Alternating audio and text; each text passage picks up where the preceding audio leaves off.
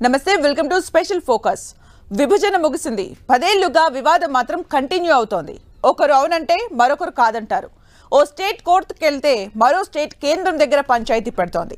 Central government జోక్యం చేసుకున్న లొల్లి తెగడం లేదు. ఏపీ తెలంగాణ 2 రాష్ట్రాల్లో 2 ప్రభుత్వాలు మారాయి. తెలుగు స్టేట్స్లో 2 సీఎంలు మారారు. కానీ సమస్యలు మాత్రం కొలిక్కి రావడం లేదు. వివాదాలు విభేదాలతోనే కాలం గడిచిపోతుంది. విభజన చట్టంలోని పలు సమస్యలు కొలిక్కి రావడం సవాల్గా మారింది. అసలు ఏపీ తెలంగాణ మధ్య ఉన్న సమస్యలేంటి? అవి ఎప్పుడు పరిష్కారం కాబోతున్నాయి?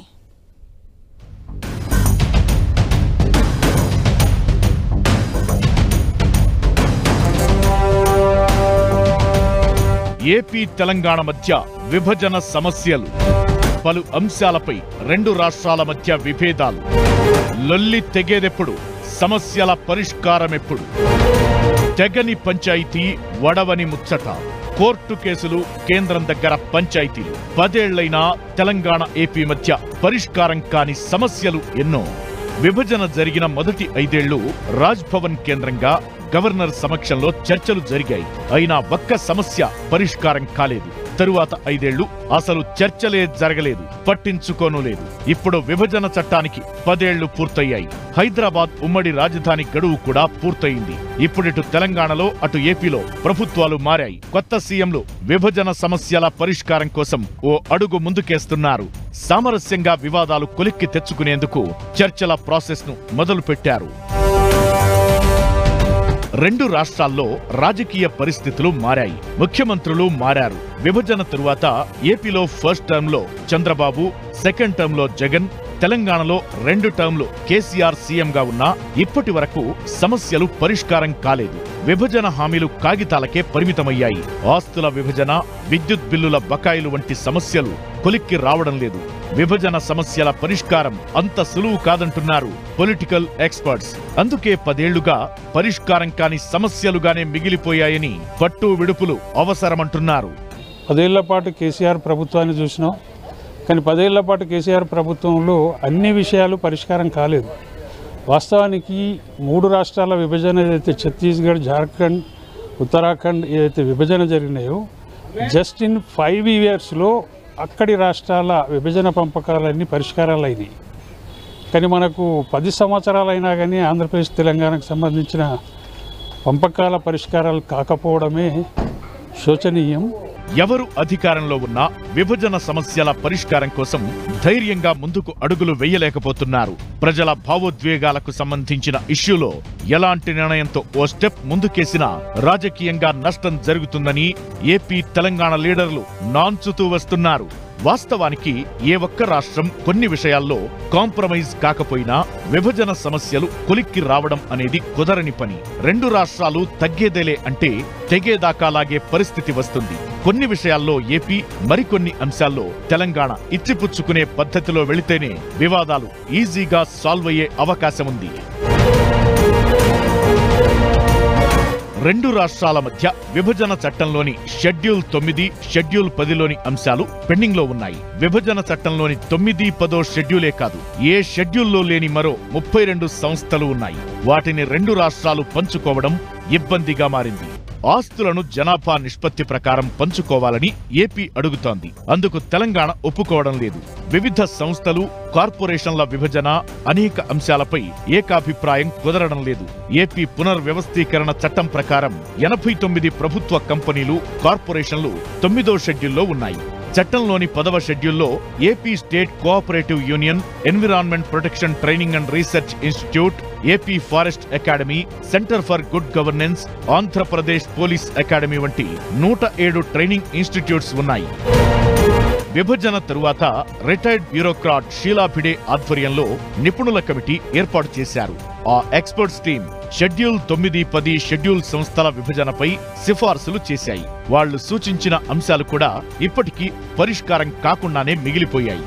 విద్యుత్ సప్లైకి సంబంధించి బకాయిల చెల్లింపు విషయంలో కూడా 2 రాష్ట్రాల మధ్య చర్చలు ముందుకు సాగలేదు. అలాగే ఆర్టీసీ ఆస్తులపై 2 రాష్ట్రాల మధ్య విభేదాలు కంటిన్యూ అవుతూనే ఉన్నాయి. రాజధాని నగరమైన హైదరాబాద్ లో ఉన్న ఆర్టీసీ ఆస్తుల్లో వాటా కావాలని ఏపీ కోరితే తెలంగాణ ఆర్టీసీ అందుకు ఒప్పుకోవడం లేదు. 9-10 షెడ్యూల్లోని సంస్థల బ్యాంకు ఖాతాల్లో భారీ ఎత్తున నగదు ఉన్నట్లు తెలుస్తోంది. విభజన పూర్తి కాని సంస్థల బ్యాంకు ఖాతాల్లో దాదాపు 8,000 కోట్లు ఉన్నట్లు అంచనా వేస్తున్నాయి రెండు ప్రభుత్వాలు. చర్చల ద్వారా పరిష్కారం చేసుకుని ఆ నిధులను వాడుకోవాలని ఏపీ, తెలంగాణ సర్కార్ భావిస్తున్నాయి.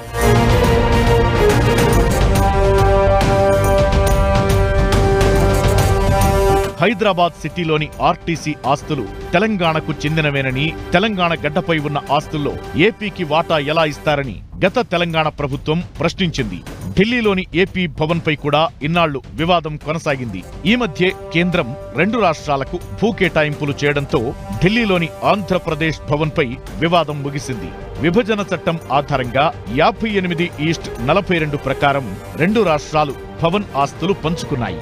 పరిష్కారం కోసం వేచి చూస్తున్న సమస్యల్లో ఉద్యోగుల బదిలీ అంశం ఇప్పటికీ తేలలేదు. ఏపీకి కేటాయించిన 144 మంది తెలంగాణ ఉద్యోగులు ఇంకా అక్కడే పనిచేస్తున్నారు. వారు తమను తెలంగాణకు పంపాలని కోరుతున్నారు. కేసీఆర్ సీఎంగా ఉన్న 10 ఏళ్లతో పాటు ఇప్పటి ప్రభుత్వానికి కూడా ఏపీలో పనిచేస్తున్న తెలంగాణ ఉద్యోగులు విజ్ఞప్తులు, వినతి పత్రాలు సమర్పిస్తూనే ఉన్నారు. ఏపీ సర్కార్ పరిపాలనను అమరావతికి మార్చుకోవడంతో హైదరాబాద్ సెక్రటేరియట్లో ఏపీకి కేటాయించిన భవనాలు ఇవ్వాలని కేసీఆర్ ఒత్తిడి చేశారు. దానికి చంద్రబాబు ఒప్పుకోలేదు. జగన్ వచ్చాక ఏపీకి కేటాయించిన భవనాలను తెలంగాణకు ఇచ్చేశారు. అన్ని సమస్యలు ఒకేసారి పరిష్కరించుకుందామని కేసీఆర్ అప్పట్లో ప్రపోజల్ పెట్టారు. తరువాత 2019లో ఏపీలో ప్రభుత్వం మారింది. జగన్ సీఎం అయ్యారు. అప్పటికే తెలంగాణలో కేసీఆర్ రెండోసారి సీఎం అయ్యారు. జగన్ ప్రమాణ స్వీకార ఉత్సవానికి హాజరైన కేసీఆర్ బేసిల్లు, భేషజాలు ఉండవని ప్రకటించారు. దీంతో సమస్యలన్నీ పరిష్కారమవుతాయని అనుకున్నారు. కానీ ఆ తరువాత ఒక్క విభజన సమస్యపైన చర్చ జరగలేదు. రాజకీయంగా కేసీఆర్, జగన్ మధ్య సన్నిహిత సంబంధాలు ఉన్నప్పటికీ విభజన సమస్యలపై చర్చించేందుకు ఇద్దరూ ఆసక్తి చూపలేదు. నీటి వివాదాలు, ఆస్తుల పంపకం, బకాయిల చెల్లింపు, వీటి చుట్టే ఏపీ, తెలంగాణ మధ్య విభేదాలు కంటిన్యూ అవుతున్నాయి. కేంద్ర హోంశాఖ మీటింగ్లు పెట్టి సూచిస్తున్నా రెండు రాష్ట్ర ప్రభుత్వాలు పట్టించుకోలేదు. రెండు వైపులా మొండిపట్టుతో ఉండటంతోనే ఎటూ తేలడం లేదు. కోర్టు కేసులతోనూ సమస్యలు మరింత జటిలమవుతున్నాయి. నీటి వివాదాల గురించి అయితే చెప్పాల్సిన అవసరం లేదు. ఓవైపు శ్రీశైలం, మరోవైపు నాగార్జున సాగర్ డ్యాంల విషయంలోనూ వాటర్ వార్ హీటెక్కిస్తోంది. వీటన్నిటికీ పరిష్కారం లభించేదెప్పుడు? ఇటు రేవంత్, అటు చంద్రబాబు ఈ అంశాలను కొలిక్కి తెస్తారా?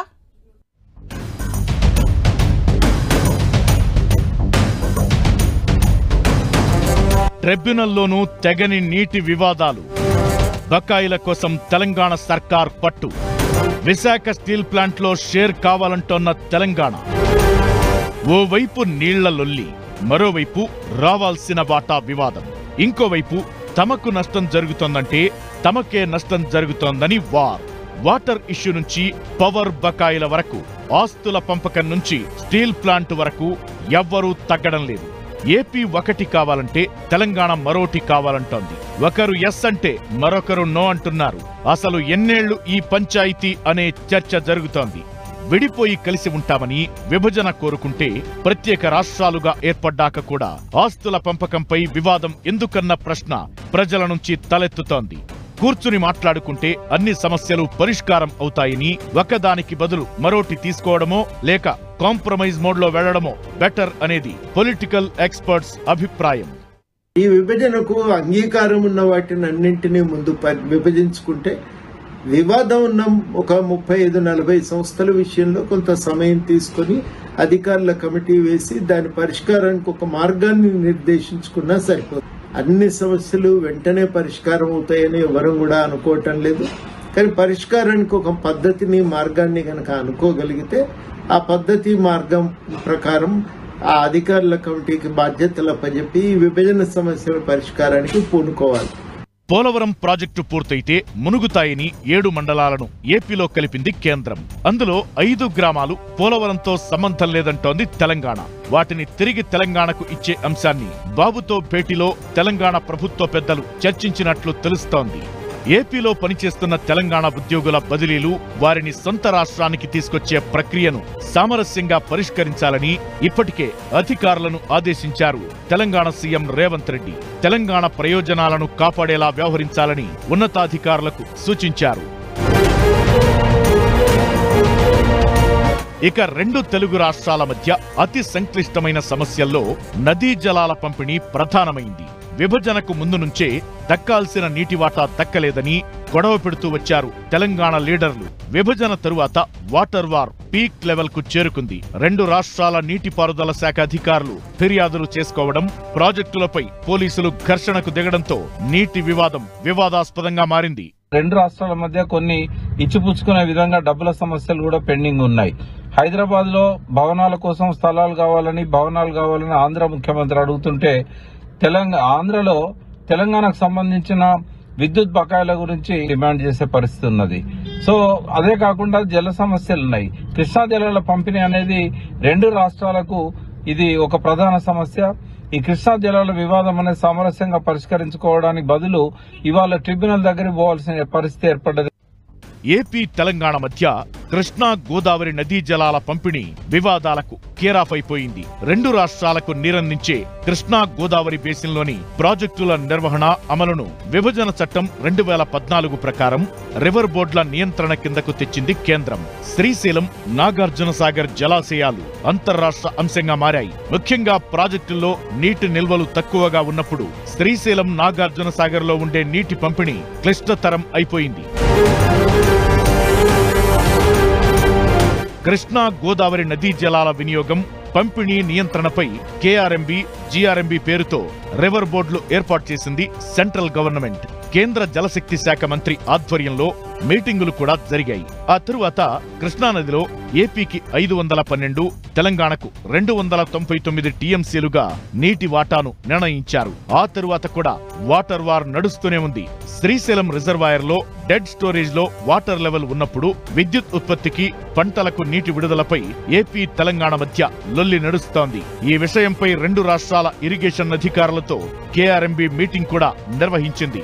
అయినా నీటి వాటాల వివాదం ఎటూ తేలడం లేదు. నీటి వివాదంపై రివర్ బోర్డులు ఉన్నా, ట్రిబ్యునల్ ఉన్నా, కోర్టు కేసుల వరకు వెళ్లింది వ్యవహారం.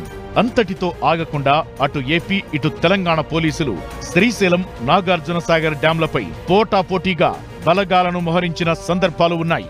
ఒకానొక సమయంలో పోలీసుల మధ్య కూడా వాగ్వాదం జరిగింది. విభజన సమస్యల పరిష్కారం రాష్ట్రాల ప్రయోజనాలతో పాటు రాజకీయ అంశాలతో ముడిపడిన వ్యవహారం. ఏ నిర్ణయం తీసుకున్నా ఇద్దరు సీఎంలు, ప్రతిపక్ష పార్టీలు ప్రజలకు సమాధానం మెప్పించేలా ఉండాలి. ఈ నేపథ్యంలో చంద్రబాబు, రేవంత్ చర్చలు హాట్ టాపిక్ అయ్యాయి. త్వరలో మరిన్ని సమావేశాలు నిర్వహించి సమస్యల పరిష్కారం కోసం ముందడుగు వేసే ప్రయత్నాలైతే కనిపిస్తున్నాయి. Welcome back. ఒకప్పటి దోస్తానా, ఆ ఎమోషనే వేరు. అప్పుడప్పుడు చిన్న గ్యాప్ వచ్చినా ఎవరో ఒకరు తగ్గుతారు, ఎవరు నెగ్గినా ఇద్దరూ సంతోషపడతారు. ఇద్దరు మనుషుల మధ్య కాదు, అలాంటి ఎమోషనల్ ఫ్రెండ్షిప్ రెండు దేశాల మధ్య కూడా ఉంటుంది. అందుకు భారత్ రష్యా రిలేషనే ఎగ్జాంపుల్. రష్యాతో మన దేశానికి ఉన్న సంబంధాలు ఇవాల్టివి కాదు. స్వాతంత్రానికి ముందు నుంచే భారత్తో సన్నిహితంగా ఉంటోంది మాస్కో. పేరున్న దేశాల్లో మనకు అండగా ఉన్న దేశం కూడా రష్యానే. కాకపోతే మన దౌత్య విధానమే సెపరేట్. రష్యాతో ఎంత మంచి సంబంధమున్నా స్వయం ప్రతిపత్తితో ముందుకెళ్తోంది భారత్. ప్రధాని మోదీ రష్యాలో పర్యటించనున్న వేళ భారత్తో మాస్కోకు ఉన్న బంధమేంటి, మనకు వాళ్ళు అందిస్తోన్న సహకారం ఎంత? స్పెషల్ అనాలిసిస్ చూద్దాం. స్వాతంత్ర్యానికి ముందు నుంచే రష్యాతో మంచి సంబంధాలు. భారత్ రష్యా మధ్య విడదీయలేని బంధం. సమస్య ఏదైనా నేనున్నానంటూ మాస్కో సహకారం. భారత్కు రష్యా అత్యంత ఆత్మీయ దేశం. అగ్రరాజ్యమైన అమెరికాకు దూరంగా ఉంటూ వస్తున్న భారత్ రష్యాతో మాత్రం హెల్దీ రిలేషన్షిప్ కంటిన్యూ చేస్తోంది. అమెరికాతో పాటు పలు దేశాలు రష్యా భారత్ బంధాన్ని డిస్టర్బ్ చేయాలని చూసినా ఇటు భారత్, అటు రష్యా ఎప్పుడూ అవకాశం ఇవ్వలేదు. భారత్ రష్యా మధ్య దౌత్య బంధం కూడా ఎక్కువే. సోవియట్ యూనియన్ గా ఉన్న రష్యా మనకు కావాల్సిన బంధువు, ఇందులో ఎలాంటి డౌట్ లేదు. భారత్ రష్యా మధ్య విభేదాలు వచ్చే పరిస్థితులున్నా కలిసి నడిచాయి రెండు దేశాలు. అనేక ఒడిదుడుకులను తట్టుకొని నిలిచాయి. ఒకరిపై మరొకరికి ఉన్న విశ్వాసం, ఒకరికి ఒకరు సహకరించుకోవడం ఇందుకు కారణం. ఎప్పటికప్పుడు ప్రపంచవ్యాప్తంగా జరుగుతోన్న పరిణామాలకు అనుగుణంగా బంధాలను బలోపేతం చేసుకుంటూ వచ్చాయి రెండు దేశాలు. భారత్కు స్వాతంత్ర్యం రావడానికి ముందే ఇండియా రష్యా మధ్య దౌత్య సంబంధాలు ఏర్పడ్డాయి. ఆ మైలురాయికి 77 ఏళ్లు పూర్తయింది. 1947 నుంచి నేటి వరకు ప్రపంచంలో చాలా పరిణామాలు, యుద్ధాలు, ఉద్రిక్తతలు ఏర్పడ్డాయి. రష్యాతో బంధం ఉన్న మరోవైపు పెద్దన్న దేశం అమెరికాతో కూడా ఫ్రెండ్షిప్ బాగుంది. ఇది రష్యాకు ఆందోళన కలిగించింది. ఇండో పసిఫిక్ వ్యూహం పేరుతో ఏర్పడిన క్వాడ్లో భారత్, అమెరికాలు భాగమయ్యాయి. ఇది రష్యాకు మింగుడు పడలేదు. ఇండో పసిఫిక్ భావననే రష్యా వ్యతిరేకిస్తూ వస్తోంది. అయినా భారత్తో బంధాన్ని తెంచుకోలేదు మాస్కో. భారత్లో పారిశ్రామికాభివృద్ధికి రష్యా తన వంతు సహకారం అందిస్తూ వచ్చింది. బాక్రానంగల్ డ్యాంను నిర్మించడం వెనుక రష్యా సాయముంది. అంతరిక్ష పరిశోధనలు, శాస్త్ర సాంకేతిక సహకారంలో రెండు దేశాలు ఇచ్చిపుచ్చుకున్నాయి. 2000-2010 సంవత్సరాల మధ్య రష్యా, భారత్ మరిన్ని ఒప్పందాలు చేసుకున్నాయి. బ్రహ్మోస్ ప్రాజెక్ట్, కుడంకుళం అణు విద్యుత్ కేంద్ర నిర్మాణం, రక్షణ వ్యవహారాలు, సాంకేతిక అంశాలపై భారత్, రష్యా అగ్రిమెంట్లు చేసుకున్నాయి. International north south transport corridor, green corridor అభివృద్ధిలో భారత్, రష్యా ప్రధాన పాత్ర పోషించాయి. మన startup India, skill India, digital ఇండియాను అవకాశంగా మలుచుకున్నారు రష్యా ఇన్వెస్టర్లు. ఆఫ్ఘనిస్తాన్ శాంతి ప్రక్రియలో తాలిబన్ల తీరు సరైందేనని రష్యా అంటోంది. కానీ భారత్ మద్దతివ్వలేదు. ఇక చైనాతో రష్యా దోస్తీ, పాకిస్తాన్కు దగ్గరవడం భారత్కు నచ్చలేదు. మాస్కో పెద్దలు పాక్లో పర్యటించడానికి కూడా వ్యతిరేకించింది భారత్. దీంతో 2012లో పాక్ టూర్ను రద్దు చేసుకున్నారు రష్యా అధ్యక్షుడు పుతిన్. కొన్నాళ్లుగా రష్యా, భారత్ శిఖరాగ్ర సదస్సు వాయిదా పడుతూ వచ్చింది. కరోనానే అందుకు కారణమని చెబుతున్నా కొంత గ్యాప్ కారణంగానే అలా జరిగిందన్న చర్చ ఉంది. ఫైనల్ గా ఇప్పుడు రెండు దేశాల శిఖరాగ్ర సదస్సు జరగబోతోంది. ప్రధాని మోదీ, రష్యా అధ్యక్షుడు పుతిన్ హాజరు కాబోతున్నారు. రష్యా నుంచి భారీగా ఆయుధాలు సమకూర్చుకుంటోంది భారత్. మన త్రివిధ దళాల్లో ఉన్న 65% యుద్ధ సామాగ్రి రష్యా నుంచి కొనుగోలు చేసింది. అలాంటిది అమెరికా నుంచి భారత్ క్షిపణులు కొనడంతో భారత్, రష్యా మధ్య దౌత్య సంబంధాలు బలహీనపడ్డాయన్న టాక్ ఉంది. భారత్ తమ మిగ్ యుద్ధ విమానాలను కాదని రఫేల్ను ఎంచుకోవడం రష్యాకు నచ్చలేదు. రెండు గ్రూపులు ఇంటర్నేషనల్ పాలిటిక్స్ ను నడిపిస్తున్నాయి. ఒక గ్రూప్ ను చైనా, రష్యాలు నడిపిస్తుంటే మరొకటి అమెరికా ఆధ్వర్యంలో నడుస్తోంది. ఏ గ్రూప్ లో ఉండకుండా రెండింటికి దూరం ఉంటోంది భారత్. రష్యా సహకారం ఇవాల్టిది కాదు. అలా అని అమెరికాను కాదనలేకపోతోంది భారత్. ఆ రెండు దేశాలకు పడదు. వాళ్ళిద్దరితో మనకు మంచి రిలేషన్ అవసరం. అందుకే స్వతంత్ర దౌత్య విధానాన్ని ఫాలో అవుతోంది భారత్. ఇది కూడా రష్యా, అమెరికాకు నచ్చడం లేదు. తాము చెప్పినట్లో లేక తమతో కలిసి నడవాలనో కోరుకుంటున్నాయి ఆ దేశాలు.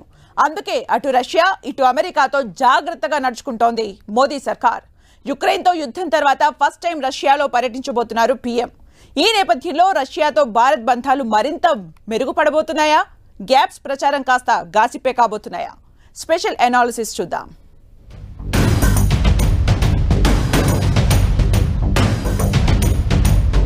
రష్యాతో పాటు అమెరికాతో భారత్ దోస్తీ. మోదీ సర్కార్ వచ్చాక స్వతంత్ర దౌత్య విధానం. యుక్రెయిన్తో రష్యా యుద్ధం తరువాత ఫస్ట్ టైం పీఎం టూర్. ప్రధాని మోదీ రష్యా పర్యటన ఆసక్తి రేపుతోంది. మాస్కోతో భారత్కు గ్యాప్ వచ్చింది, విభేదాలున్నాయి, ఇక బంధం తెగినట్లేనన్న వార్తలు ఓవైపు. యుక్రెయిన్ పై మాస్కో దండెత్తిన తరువాత మోదీ ఫస్ట్ టైం పర్యటన మరోవైపు. అమెరికా ఆంక్షలను కాదని భారత్ రష్యాతో వాణిజ్యాన్ని కొనసాగిస్తుంటే ఇండియాతో సన్నిహిత సంబంధాలను కొనసాగిస్తూనే డ్రాగన్ కంట్రీకి దగ్గరవుతోంది రష్యా. ఇలాంటి పరిస్థితుల్లో మోదీ రష్యా టూర్ ఇంట్రెస్టింగ్ గా మారింది. ప్రధాని టూర్తో రష్యాతో మన బంధం మరింత బలపడుతుందన్న చర్చలు మొదలయ్యాయి. మన దౌత్య విధానమేంటి, భారత్ ఏం కోరుకుంటోందన్న అంశాన్ని మోదీ పుతిన్ కు వివరించబోతున్నారు. ఏ దేశంతో కలిసి నడిచినా రష్యాతో బంధం తెంచుకోమన్నది భారత్ వాయిస్.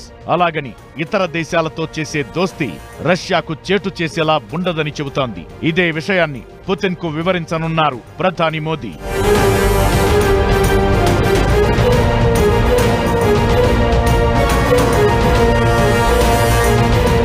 యుక్రెయిన్ పై దండెత్తిన మాస్కోను ఒంటరిని చేసేందుకు అమెరికా ఆధ్వర్యంలో పశ్చిమ దేశాలు తీవ్రంగా ప్రయత్నిస్తున్నాయి. ఇలాంటి సమయంలో మోదీ, పుతిన్ భేటీ ఆసక్తి రేపుతోంది. 5 ఏళ్ల తరువాత పుతిన్, మోదీ మరోసారి ద్వైపాక్షిక చర్చలు జరపబోతున్నారు. రష్యాపై పాశ్చాత్య దేశాలు ఎన్ని ఆంక్షలు విధించినా తన ప్రయోజనం కోసం రష్యాతో ఇండియా తన బంధాన్ని కొనసాగిస్తోంది. మోదీ పర్యటనలో ఆర్థిక అంశాలే కాకుండా వ్యూహాత్మక విషయాలు కూడా చర్చకు వచ్చే అవకాశముంది.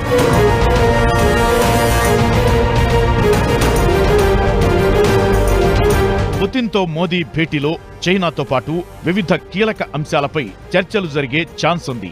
రష్యాతో సన్నిహిత సంబంధాలు మెయింటైన్ చేస్తున్న భారత్పై అమెరికా వైఖరి ఎలా ఉండబోతుందనేది మరో అంశం. అమెరికా ఆంక్షలను పట్టించుకోకుండా రష్యా నుంచి ఇండియా భారీగా చమురు కొనుగోలు చేసింది. రష్యా నుంచి చమురు కొనుగోలును నిలిపివేయాలని అమెరికా ఎప్పుడూ ఒత్తిడి తేలేదని భారత్ చెబుతోంది.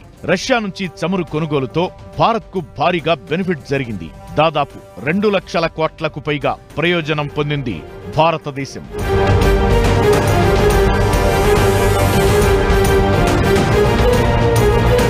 రష్యా అత్యధిక ప్రాధాన్యమిచ్చే 4 మిత్ర దేశాల్లో భారత్ ఒకటి.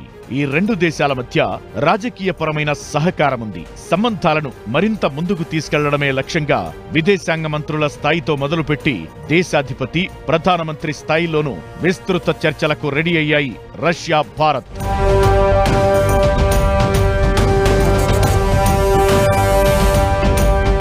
రష్యా, పశ్చిమాసియా యుద్ధాలు ఇండియా విదేశీ విధానానికి సవాల్గా మారుతున్నాయి. ప్రపంచ వేదికపై ఒక గ్రూప్గా ఉన్న రష్యా, చైనా అమెరికాపై పైచేయి సాధించే ప్రయత్నం చేస్తున్నాయి. డాలర్ ప్రాధాన్యాన్ని తగ్గించే ప్రయత్నంలో ఇండియా సహకారం కోరుతున్నాయి. అందుకు పెద్దగా ఆసక్తి చూపడం లేదు భారత్.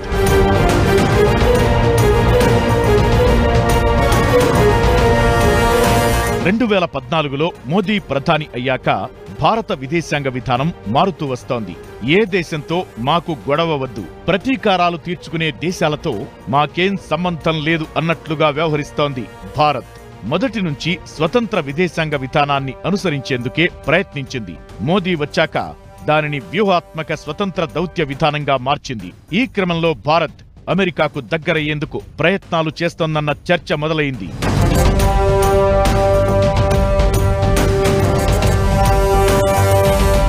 2014లో మొదటిసారిగా రష్యా క్రిమియాపై దాడి చేసినప్పుడు భారత్ దానిని సమర్థించలేదు, ఖండించలేదు. అప్పట్లో క్రిమియా అయినా, ఇప్పుడు యుక్రెయిన్ అయినా పశ్చిమ దేశ విధానాలకు భిన్నంగా భారత్ వ్యవహరిస్తోంది. యుక్రెయిన్ విషయంలో రష్యాకు భారత్ సపోర్ట్ చేయలేదు. రష్యా అధ్యక్షుడు పుతిన్తో మాట్లాడినప్పుడు కూడా ఇది యుద్ధానికి సమయం కాదని స్పష్టంగా చెప్పారు మోదీ. అలాగని ఐక్యరాజ్యసమితిలో రష్యాకు వ్యతిరేకంగా పాశ్చాత్య దేశాలు ప్రవేశపెట్టిన తీర్మానానికి భారత్ మద్దతు పలకలేదు. మానవతా కోణం చూపించాలన్నారు మోదీ. ఇందులో కూడా రష్యాతో కలిసి నడవాలనే ఇంటెన్షన్ బయటపెట్టారు ప్రధాని.